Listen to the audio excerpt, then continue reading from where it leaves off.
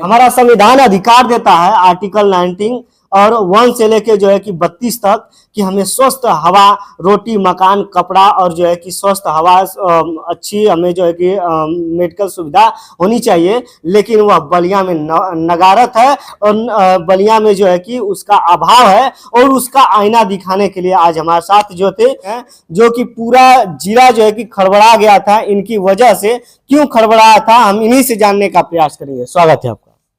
बहुत बहुत धन्यवाद आपका और आपके सभी दर्शकों का। जी, सबसे पहले आपका परिचय जानना चाहेंगे। मेरा नाम संजीव गिरी है जी। तो क्यों आपके पीछे ये लोग दौड़ने लगे, क्या ऐसा कारण था?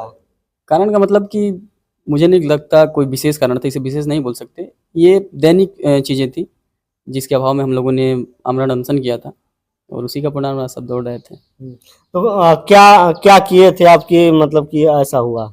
देखिए, हमारे यहाँ बलिया से हम लोग बिलोंग करते हैं और बलिया जो है कि उत्तर प्रदेश का सबसे पूर्वी जिला माना जाता है, सबसे आखिरी कहें तो माना जाता है और मेरे हिसाब से सबसे पिछड़ा भी है। पिछड़ा इसलिए है कि यहाँ की जो स्वास्थ्य और शिक्षा की व्यवस्था है, इसके अभाव जो हम लोग झेल रहे हैं, उससे मैं बता रहा हूँ कि ये पिछड़ा है। विगत दिनों हम लोगों ने आमरण अनशन किया था यहाँ मेडिकल कॉलेज की मांग को लेकर के कि जो मेडिकल कॉलेज है वो अविलंब जो है कि उसके निर्माण की तिथि घोषित हो और जो हमारा जिला अस्पताल है ये रेफर सेंटर बन गया। आप वहाँ अगर जाते हैं जिला अस्पताल में बलिया के, तो आपका मरीज बेड पे जा रहा है, उससे पहले आपके हाथ में रेफर पर्ची थमा दी जाएगी कि भाई साहब आप यहाँ से लेकर के बनारस जाइए या फिर मऊ जाइए।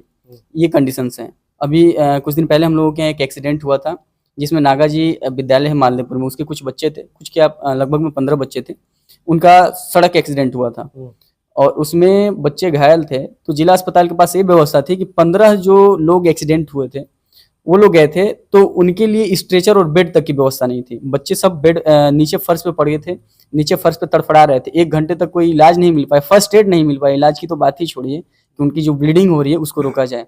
वहाँ ये कंडीशन थी कि रुई, सुई, ये सारी चीजें बाहर से खरीद के लानी पड़ी। ये जिला अस्पताल की स्थिति थी। रुई, सुई, यहाँ तक कि जो धागा होता है टाका लगाने वाला पतला वाला, वो भी बाहर से खरीद के आया। यहाँ इस खबर को हमारे यहाँ के जो भी पत्रकार हैं सबने छापा था, चाहे वो लोकल पत्रकार हो या फिर दैनिक जागरण, अमर उजाला, जो भी हो, सबने छापा था। तो इसी को लेकर के हमने प्रोटेस्ट किया था।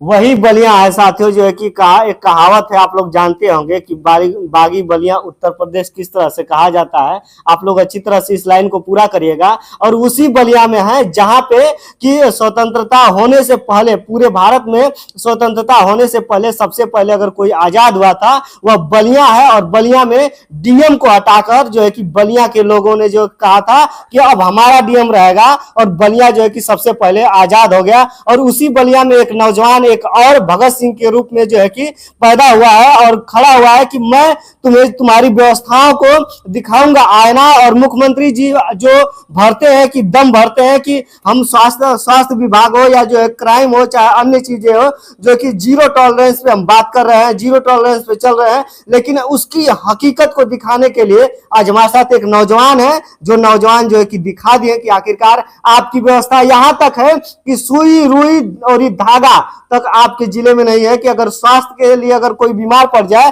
चोट लग जाए, तो उसको जो है कि अगर टाका मारना हो तो उसके लिए भी आपके पास कुछ व्यवस्था नहीं है कि नहीं? एकदम कुछ नहीं, कुछ व्यवस्था नहीं था। तो आपने कैसे, आपके मन में आ गया कि यह सब देखकर जो है कि हम अनशन पे बैठे? देखिए, मन का मतलब कि इमोशनल अटैचमेंट था। उन लोगों को जो भी ब्लड वगैरह चाहिए था, ये सारी चीजें हम लोग प्रोवाइड कराए थे। तो बच्चे जो एक्सपायर किए, 2-3 बच्चे इलाज के अभाव में एक्सपायर कर गए। तो कहीं ना कहीं उनसे इमोशनल एक लगाव था, एक वो चीज़ें थी। और जब परिजनों से बात हुई तो उसकी मम्मी रोती हुई बोली कि बाबू अगर यहाँ जिला अस्पताल पे बस स्वास्थ्य व्यवस्था सही रही, समय से अगर उनका जो खून गिरत रहा वो बंद हो गई तो आज हम बाबू जिंदा रहता। कहीं ना कहीं ये चीज़ें अंदर से झकझोरी और ऐसा लगा कि नहीं, ये जो व्यापार चल रहा है हम लोगों के यहाँ कि आप जाइए और आइए, रेफर हुई, ये चीज़ें बंद होनी चाहिए। आखिर कब तक हम लोग, अभी आपने बताया और सब जानते हैं इस चीज़ को कि बलिया सबसे पहले आज़ाद हुआ था, तो आज़ादी तो हमें सबसे पहले मिल गई, लेकिन जो व्यवस्थाएं हैं, जो हमारी जरूरत की चीजें हैं, वो कब मिलेंगी? इससे आज़ादी आप लोगों को अभी तक नहीं, एकदम नहीं मिली। अभी जो कंडीशन है वो शब्दों में नहीं बयां हो सकती। आप कभी जाइए जिला अस्पताल पे, हमारे यहाँ बहुत सारे अस्पताल हैं, आप उनका दौरा कीजिए एक बार, फिर आपको चीजें दिखेंगी।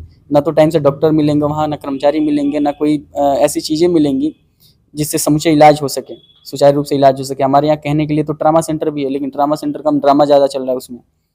तो ये चीजें जिला अस्पताल में कभी सिटी स्कैन की मशीन ही नहीं चलती, 2 दिन चलेगी फिर 5 महीने के लिए बंद, 3 दिन चलेगी फिर 5 महीने के लिए बंद। एक्सरे भी बाहर से होता है, एक्सरे आज आप लगाइए और आपको नंबर आ रहा है कि अब 22 दिन 20 दिन 25 दिन बाद आप जो है कि एक्सरे आकर के कराइए। अब आप स्वतः विचार कीजिए, अगर मेरा हाथ आज टूटा है और मैं एक्सरे के लिए जिला अस्पताल में जाता हूँ तो वहां से मुझे डेट दिया जाता है 25 दिन बाद आइए। 25 दिन बाद अगर मैं एक्सरे कराऊंगा, फिर डॉक्टर रिपोर्ट देखेगा, फिर उसमें मुझे तो दवा मार्क्स देगा, चढ़ जाएगा। तब तक क्या कंडीशन रही होगी मेरी, आप इसको कल्पना कीजिए। तो इसी व्यवस्थाओं के अगेंस्ट हम लोगों ने सोचा कि नहीं, ये चीजें बदलनी चाहिए, अब बहुत तो हो गया। आपने संविधान का फिर उपयोग किया उस समय। एकदम किया। मैं हमारा संविधान अधिकार देता है आर्टिकल 19 और 1 से लेके जो है कि 32 तक कि हमें स्वस्थ हवा, रोटी, मकान, कपड़ा और जो है कि स्वस्थ हवा, अच्छी हमें जो है कि मेडिकल सुविधा होनी चाहिए। लेकिन वह बलिया में नगारत है और बलिया में जो है कि उसका अभाव है। और उसका आईना दिखाने के लिए आज हमारे साथ जो थे ये बताएं। और क्या हुआ उसके बाद? फिर उसके बाद क्या हुआ, हमने किया, पहले हमने दिया डीएम को लेटर अनुमति के लिए कि मैं शांतिपूर्ण तरीके से धरना देना चाहता हूँ। अनुमति नहीं मिली, फिर मैं बैठ गया कि नहीं। किस अनशन पे बैठे थे? मैं पानी और अन्न दोनों त्याग के बैठा था और ये लगातार 3 दिन तक रहा। मैंने एकदम संकल्प किया था कि जब तक यहाँ व्यवस्था नहीं सुधर रही तब तक मैं अन्न पानी तो नहीं लूंगा। और फिर मैं बैठा, वहाँ बैठने के बाद सारे अधिकारियों में हलचल हुई। सभी लोग एसडीएम हो या फिर एडीएम हो या डिप्टी सीएमओ हो, सीएमओ हो, सीएमएस हो, जो भी आला अधिकारी थे बलिया के, सब लोग हरकत में आए और सब लोग एक्टिव हो गए कि नहीं अब करना चाहिए। फिर मुझे रात को जबरन वहाँ से जो है कि दूसरे दिन मुझे उठा लिया गया। उठाने के बाद सिविल में सब आए, प्राइवेट गाड़ियों से मुझे उठाया गया वहाँ से, उठा करके और मुझे जबरन जो है कि देखिए यहाँ मतलब हंसी भी आती है सिस्टम के ऊपर कि मुझे जबरदस्ती इलाज कराया जा रहा था मेरा। जिसको इलाज की जरूरत है उसको इलाज ही नहीं मिल पा रहा है और मुझे जबरन जो है कि बोतल चढ़ाए जा रहे थे, इंजेक्शन लगवाए जा रहे थे, क्योंकि मैंने सारी चीजें से मना कर दिया कि नहीं मैं नहीं लूंगा। और फिर वहाँ से जब मुझे उठाया गया, मैं रसड़ा आया। रसड़ा फिर मेरे जानने वाले लोग पहुंचे, जो सहयोगी बंधु थे सब पहुंचे। इन लोगों का थोड़ा सा बल मिला, फिर मैं यहाँ से दोबारा उठा और दोबारा उठ करके बलिया पहुंचा धरना स्थल पे। फिर धरना कंटिन्यू चला। फिर वहाँ लिखित में अल्टीमेटम मिला कि आप जो है कि 7 दिनों तक का समय दीजिए। 7 दिनों में अगर ये चीज़ें नहीं बदलती है, 7 दिन में अगर मेडिकल कॉलेज की जमीन अलाउंस नहीं होती है, फिर आप स्वतंत्र हैं। 3 दिन अनशन पे बैठने पे आपकी प्रशासन का जो है कि पैर डगमगा गया और डगमगाने के बाद आपने जो है कि दूसरा अभी 3 दिन तो छोड़िए, 2 दिन बिता नहीं था, आपने उठाकर और जबरन ले जाकर जो है कि और बिना मतलब का आपने हॉस्पिटल में इनको इलाज चलवाया। और इलाज चलवाने के बाद लेकिन भाई भगत सिंह का यह देश है और राजगुरु का यह देश है, सुभाष चंद्र बोस का यह देश है, गांधी का यह देश है, हमारा सभी लोगों का देश है। और ऐसे ऐसे क्रांतिकारी इसमें इस धरती से पैदा हुए हैं और इसी धरती पे बलिया में ऐसे व्यक्ति एक हम जो हमारे साथ जो बैठे हैं यह है कि दिखा दिए शासन प्रशासन को कि मैं भी, हमारा भी उनके में खून, जो उनके में खून था वही खून हमारे में है और आपके जो सिस्टम है उसको आईना हम दिखाने का काम कर रहे हैं, है कि नहीं? जी एकदम। आपने उनका आईना दिखा दिया। मैंने नहीं, सबका सहयोग रहा उसमें, क्योंकि ये मेरी व्यक्तिगत लड़ाई नहीं थी और ना ही मैं इसको व्यक्तिगत लड़ रहा था। ये चीजें जरूर है कि मैं अकेला बैठा था, लेकिन अपने स्तर से सभी लोग लड़ रहे थे। अपने स्तर का मतलब कि कुछ लोग मेरे साथ ग्राउंड पे मौजूद थे, कुछ लोग सोशल मीडिया के माध्यम से सपोर्ट कर रहे थे। तो सबका कहीं ना कहीं सबका सहयोग रहा। छात्र संघ का अच्छा सहयोग रहा, अधिवक्ता संघ का अच्छा सहयोग रहा, पत्रकार संघ का अच्छा सहयोग रहा। अच्छा, इसमें अब तक क्या हुआ है? अब तक का मतलब देखिए, लिखित जो है कि लेटर मिला हमको कि जमीन निर्धारित कर दी जाएगी। 5 तारीख को मीटिंग रखी गई थी, तो 7 दिन का अल्टीमेटम दिया गया और स्वास्थ्य व्यवस्था के लिए दिया गया कि 7 दिन में ये चीजें सुधर जाएंगी। और कुछ हद तक देखने को भी मिल रही है। लिखित में जो है कि डीएम साहब के यहाँ से आदेश हुआ कि ये चीजें कमी है, आप इसको तत्काल सुधारिए। अगर चीजें नहीं सुधर रही हैं तो अच्छी बात है, नहीं सुधरेगी तो फिर मरे थोड़ी हैं हम, दोबारा से शुरू किया जाएगा। फिर से जो है कि पगड़ी बांध कर शुरू किया जाएगा। इस बार हम लोगों ने ये ठाना है कि आर पार की लड़ाई लड़ेंगे। आर पार का मतलब कि इस बार बलिया की स्वास्थ्य व्यवस्था बहाल तो हो ही जाएगी, जो बदहाल है वो बहाल होगी। बदहाल होगी या जो है कि हम नहीं रहेंगे? एकदम।